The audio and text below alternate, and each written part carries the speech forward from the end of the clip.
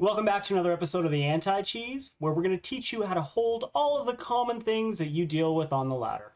Today's episode, we're going to talk about the Zerg versus Protoss matchup, and we're going to cover three distinct builds. We're going to go over Cannon Rush, we're going to go over Proxy 4-racks, and we're going to go over the Adept build that plagued the ladder for a very long time. So, without further ado, I'm Sheriff Dickles. Let's jump right into it.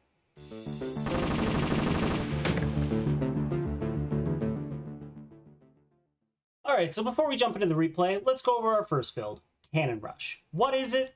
How do we scout it? How do we deal with it? Let's go over all of that. First up, I just want to give another big shout out, same as the last video, Mithras here, he's a good friend of mine, he's been in the clan, I've been in his clan for years now. He's a Masters player, he's a mid-Masters player as well, so obviously this guy clearly knows what he's doing, just to make sure that everyone's on the same page, that I'm not going against some silver or something like that, right? So Cannon Rush, what is it? Well, there's a lot of different forms of Cannon Rush, and that's why it's a bit difficult to cover as a whole, but realistically our response is going to be the same to all of them. So the different kinds of Cannon Rush that I'm talking about, there's really three main kinds. There is the pure Cannon Rush, where they are just making cannons, and the goal of that is to not only prevent this hatchery or snipe it, but it's actually to get them close enough to, it's a little bit difficult versus Zerg because they won't be able to get a cannon right beside, but they're basically just trying to end the game with pure cannons. Now, there are maps like this where you can get a cannon here, which can prevent them mining, and you can get a cannon up here, which can prevent the mining, so you can pretty much prevent your opponent from mining forever, and you win the game that way. So that's the pure Cannon Rush. That one's not really as common in Zerg versus Protoss. That's more of a Protoss versus Protoss build. The second one is going to be the slow Cannon Rush Contain. This is typically what they're going to do is they're going to either put 3 pylons here to block you from pulling the drones. They're going to put pylon and cannon on the low ground to force you to cancel your natural. And then they're going to put a tech behind it. Usually it's going to be a Stargate, it's going to be a Robo, or it's going to be a couple gateways. And they're either going to go for Immortals, Void Rays, or Stalkers.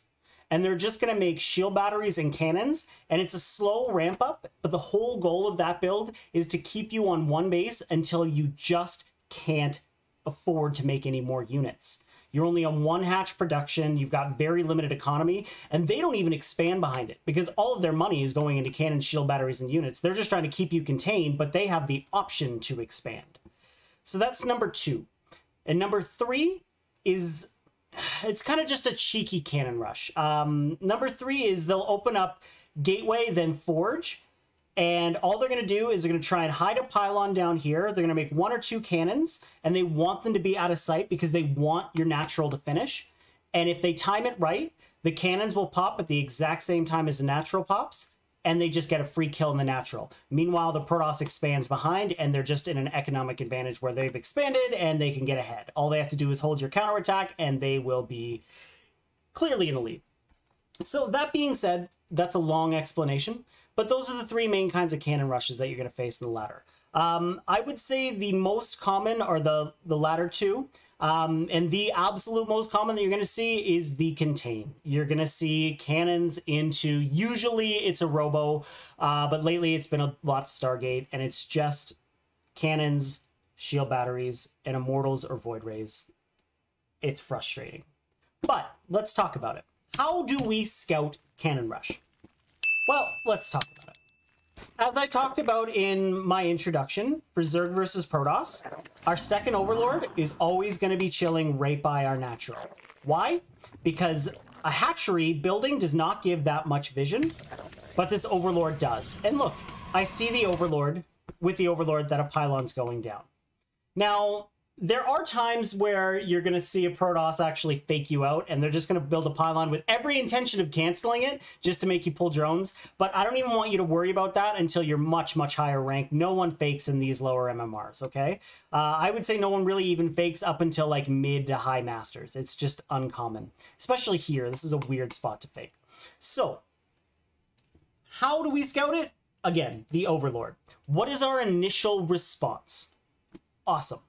So we need to pull the drones. Do we need to pull all the drones? No, we can't afford to pull all the drones because we are going to need quite a bit of minerals, because it's likely that our natural, if it doesn't get forced to be canceled, we're going to be delayed. Because we're pulling workers, we just absolutely need to utilize every worker we have that can stay.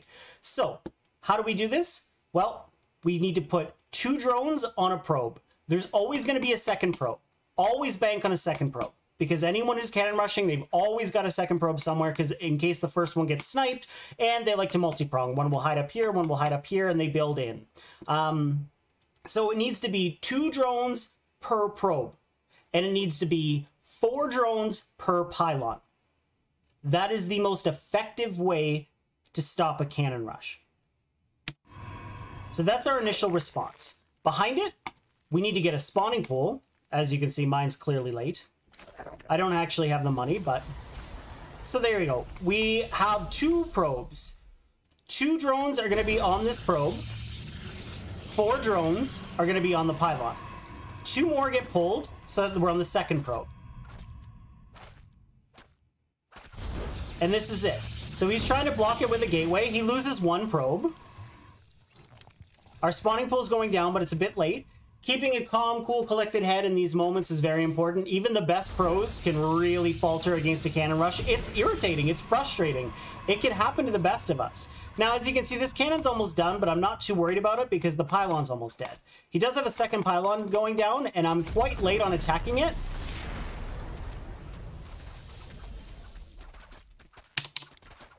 So the pylon does finish. I think I'm going to lose a drone or 2, but I'm perfectly okay with that because I shut this down. Okay, we lose 2 drones. That's it. Now, we've held. That is the best and most effective way to hold a cannon rush. 2 drones per probe, 4 drones per pylon.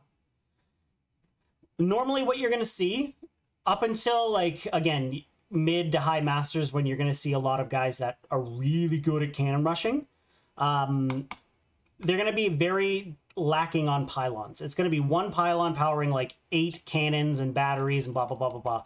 So in the initial defense like this, during our initial response, if there's only 1 pylon, target the pylon, because the cannons can be dealt with. But if there's no power to them, they're useless. So make sure you're focusing the right targets. Again, if they have 2 pylons, though, focus the cannons. What is our follow-up from here? Well, there's lots of different options. I would say the 2 most common are either since this didn't get canceled, we take another expansion and we macro up because we are ahead. Or we take a second gas, we get an immediate layer, we get a Roach Warren, and we Nidus our opponent at around like the 3-minute 30 to 4-minute mark with Roach Queen. Those are the 2 most common responses. Now, what do we do? Unfortunately, I didn't get a replay of this, but let's just talk about it really quick. What do we do if we didn't notice this or we weren't able to prevent this? Obviously, we're going to have to either cancel this or lose this. It's inevitable. If we didn't see it in time, we didn't deal with it. From there, we're contained on 1 base. The options for us on 1 base are exactly the same. We can either go double gas, get a layer, and 1 base Nidus with Roach Queen, or we can get a second gas. We don't have to get the layer. We still get the Roach Warren. We get a handful of Ravagers. I believe it's 5 Ravagers to instantly bile down a cannon. We slowly break out of the contain, and then we double expand, and we go into a macro game. Those are our 2 options versus cannon rush. That's realistically it. I mean, you could always be creative, but those are the 2 most consistent ways to play it. And that's cannon rush in a nutshell. Now, this specific build took me a little while to do this because there are so many variants, there's so many outcomes, anything. If you have any specific questions, please leave them in the comments below. I will happily respond. But there is so many different scenarios in which a cannon rush can take a game that it's difficult to fit. I could make it, honestly, an 1.5 to 2 hour long TED Talk on purely cannon rushes. It's a vast topic. So please, any specific questions, leave them in the comments below. I will happily get back to you. Without further ado, let's move on to our next build, the Proxy 4 racks. All right, and I realize I keep saying Proxy 4 racks. I mean Proxy 4 gate. I have a tough time with saying words, apparently. So what is Proxy 4 gate? Well, this is an old school build that's been around, honestly, for as long as I can remember. What it's going to consist of is the Protoss, immediately once the game starts, one of these probes is going to be pulled, and the very first pylon they make is actually going to be on your side of the map. And then behind it, they're going to make 1, 2, 3, 4 gateways, and all they're going to do is produce slow zealots. Because slow zealots in this super early stage of the game are actually unbelievable versus Zerg. It's so difficult to hold this if you don't know what's coming. Realistically, it is a one base all in. The whole goal of this is just to overwhelm you with zealots. They're usually going to wait initially. They're going to wait till they have, 3 or 4, and then they're just going to keep trickling in one by one. And with lings and queens alone, it's hard to get a really good trade, especially once you clean up that initial bulk. You're going to take a lot of losses, and they're just still coming in. It's difficult. So that's what the build is. How do we scout it? This one is very tricky to scout because our first overlord is going to that pervert pillar, which it always should be. And our second overlord is always sitting here looking for cannons, which it always should be. Now, once there's a certain point in time where if you either haven't seen a probe at all, or, your hatchery's just about finished and the probe's already left, or nothing's out of the ordinary, you can then move your overlord from here once you feel it's safe to do so. And what do you do with that? Immediately, we're going to the most common proxy locations right outside of our bases, and then we can put it anywhere we want. So with that being said, by the time we do scout this, it's unfortunately going to be a little bit late. The only way we can get really lucky is if our first overlord somehow flies over it. So let's just watch this in real time. I'm going to speed it up because I'm going to show you the exact moment where I decide to move my overlord from my natural. Okay. So, it is now 1 minute and 29 seconds, and I haven't seen a probe yet. That's very uncommon. So I'm a little bit worried. I can clearly see there's no cannons or anything going up here. So why haven't I seen a probe? Unless the Protoss is going gas first, then there's really no real reason why he wouldn't scout unless he's proxying. So that is the moment where I decide, okay, I haven't seen a probe yet. Clearly something's going on. And let's just follow this overlord.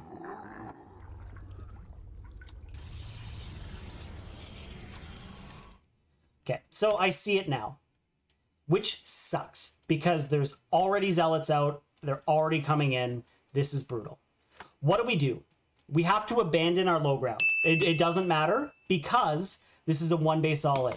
We want to get the queen out, and we can use our initial larva here, but it's going to die. So our initial response is give this up. We need to put down spines. We need to put down at least 2 to 3 spine crawlers. We need queen production. We need ling production. And we need to just play patiently. Now, the lings versus zealots are never going to get a really good trade. What they're going to do, the lings are going to accomplish one main thing. They're going to get a surround to prevent the zealots from getting out of range of the spine crawlers. Once those zealots push up a little bit too far, we get the surround with the lings, and even though they're going to die, the spines are going to kill them along with the queens. That is how we're going to hold, and we have to play it very, very slow. We have spine crawlers going down. Again, we can't contest this.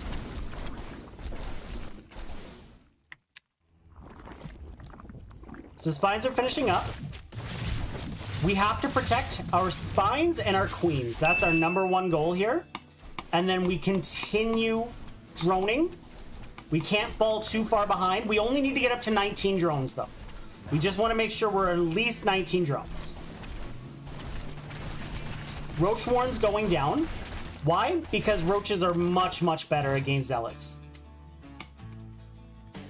Now, we've realistically held, because it's going to be, he's going to keep making zealots. And look, he's got a good chunk of them. He's got 1, 2, 3, 4, 5, 6, 7 zealots versus 3 spines, 2 queens. It's going to be difficult. But we put the creep tumor down. And then what can we do? We can actually block off our actual ramp with these 3 spines once it's creep up there. So he can't actually get up here. We'll make a couple roaches and it's held. Right now, even if he pushed up, we would take some losses, but he would take a lot of losses and he'd lose a lot of his momentum. So for all intents and purposes, we've held. How are we going to follow this up? Well, this is a bit of a difficult one. Again, I would strongly suggest getting a second gas, going lair, getting a Nidus, and Nidusing with Roach Queen.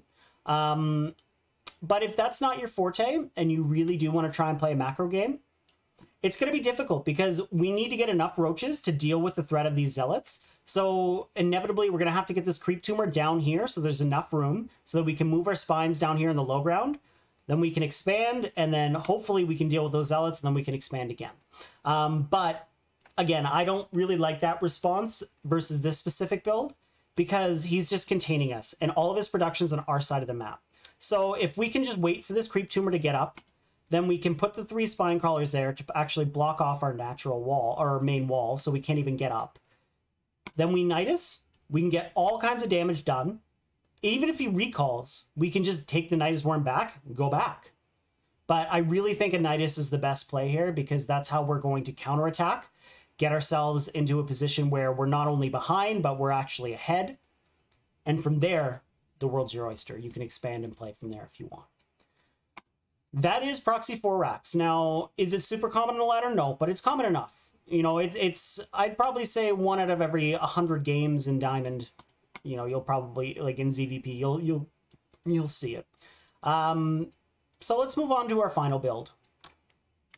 All right, so the 2 base Adept. What is it? Well, it's a build that involves a Warp Prism, Glaive Adepts, and a fuck ton more of Glaive Adepts. The goal of this build is to kill all of your drones and be as annoying and frustrating as possible. In lower MMRs, it's frustrating as hell to deal with because of the adept mechanics, because they can cancel the shades, they can commit to the shades. It's difficult to predict their movements, and until we get used to splitting up our army and not using F2, we're going to lose a lot of workers, because the best way to defend this is to have idle units, idle roaches chilling in each mineral line so that the adepts can't really shade anywhere. So let's talk about how to scout it. Well, this is a normal build, so I'm going to speed it up. Because this isn't an initial cheese, this is just an aggressive opener. We're going to look at how we scout it. Ignoring the chat. Okay. So I'm going to slow it down here. Now, in all of these games, I just want to make it a point that even though I've been very lucky, I've had a couple friends volunteer to do these builds against me for educational purposes so I can demonstrate them to you guys. I've made it a really big point that I don't preemptively respond to anything until I scout it. Just because I know he's doing this build doesn't mean I'm blindly countering it. I'm waiting until I get the information I need to go down that path. Getting a Roach Warren at 330 in Zerg versus Protoss is a very common thing. It's just a safety Roach Warren. I don't have to use it at all, but it's a tech that you want to have. You do not want to skip it, because anything like this, you're going to be happy you made it. So I am waiting, and this is how I see that it's Glaive Adepts. 1, you see the Twilight Council. That's where they get Glaives. But that's not enough to go off of. The biggest Get a Dead giveaway, I got lucky, I can see it being chronoed. But you can actually see if a Twilight's researching something or not. Almost all Protoss structures, you can see what they're doing. If a Twilight's glowing, it's researching something. And if it's researching something early game, especially in Zerg versus Protoss, 9 times out of 10, it's going to be Glaives.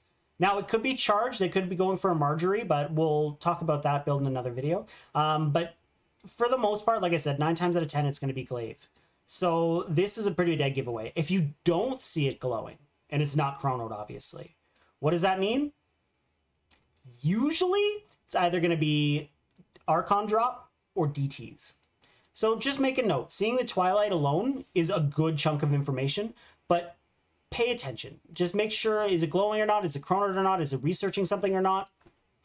All right, and then another big giveaway is the Robo. 2-base Robo, like whenever you see a Protoss opening up Robo, it's almost always going to be aggression. Because the meta for Protoss to open up versus Zerg is Stargate, purely because, and it has been for years, almost purely because of Mutalisks. The threat of Mutalisks in Zerg versus Protoss is huge. So opening up Robo is pretty much guaranteeing some form of aggression early on. So I now know that this is Glaives. What do I need to do to defend this? Well, we've got our third up and running, or just about up and running. Our initial response is to take a breath. This build takes a little while to come.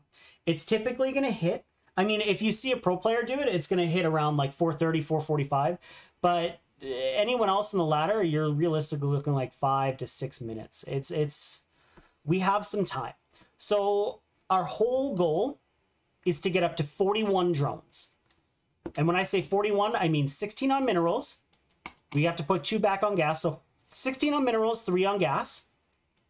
And then 3 on gas here, 3 on gas here, and the rest down here. So we'll have 16 on minerals on each base, 3 gases fully saturated, and that's it. Once we have 41 drones, we are not stopping roach production. Make sure that we unbind so we don't hotkey some, and we leave a couple roaches in each base so it makes it much, much more difficult for them to commit to a shade. We want to have our queens on a control group, and we want to have just a little bit of creep spread, because once we have vision of the warp prism, our queens need to be sent there to try and snipe it. And we are not stopping roaches until we either hold the build or they GG out, or we GG out. All we have to do is stay on 41 drones, pump out roaches, hold the build, move across the map, and counterattack. Because if we start droning at any point in time, after 41 drones, they could just come in with another wave of Adepts, and we're going to take crucial damage. So I just want you to get that through your head. Once we've confirmed that it's Glaive Adepts, 41 drones, 3 gas geysers, don't stop roaches. All right, so let's watch this play out. So this is from my point of view. So he actually pokes it a bit early. He's just got a couple. And I don't have enough units out yet. So he actually cancels the shade, which is annoying. And I lose some drones. I mean, you are going to lose drones in this build. But we're going back up to 41, and we're not stopping roach production. Now, I do want to make a side note. One of the most common follow-ups for this Glaive Adept build is Dark Templar. So I want you to be thinking, we should already have a Spore Crawler in each base, because that's what we do versus Protoss at the 3-minute 30 mark. I missed this one, that sucks. But at some point, we are going to need to get a layer so we can get an Overseer.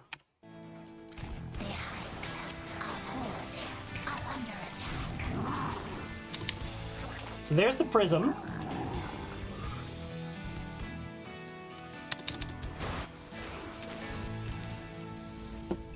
And we forced him back.